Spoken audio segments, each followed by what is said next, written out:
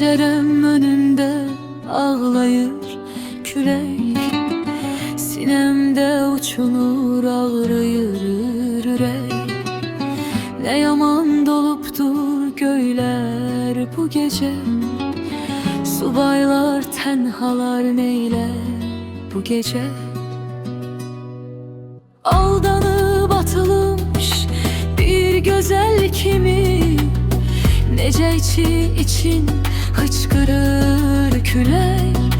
Bu dağda titreyen son xəzəl kimi, elə bir ümiddən asılıb ürək. Son nəğmə oxuyur köçəri quşlar, açın pəncərəni, qapıları siz, qoy dolsun soyuqla içəri quşlar. Bir quş yuvasına bənzərir, gəlsin qaran quşlar, sığınsın ora. Soyuğa, şaxtaya dözər ürəyim, dözməz tənhalığa, qaranlıqlara.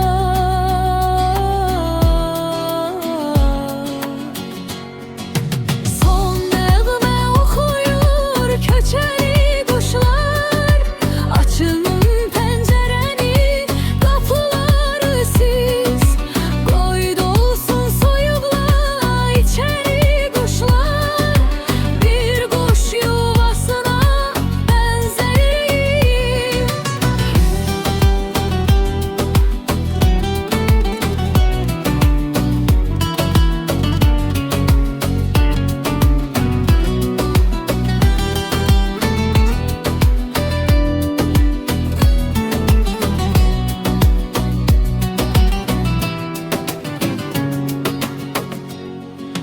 Gelsin qaran quşlar, sığınsın ora.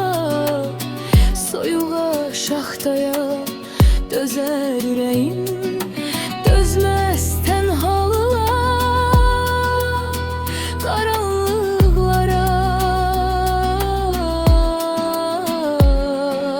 Son nəğmə oxuyur köçəri quşlar, açın pəncərəni, qapıları siz, qoy dolsun soyuqla içəri quşlar. Bir quş yuvasına bənzərir ürək.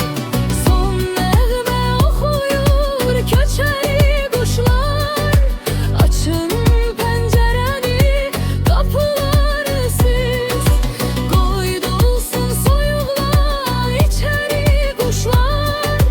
Bir quş yuvasına bənzər ürəyim, bir quş yuvasına bənzər ürəyim, bir quş yuvasına bənzər ürəyim.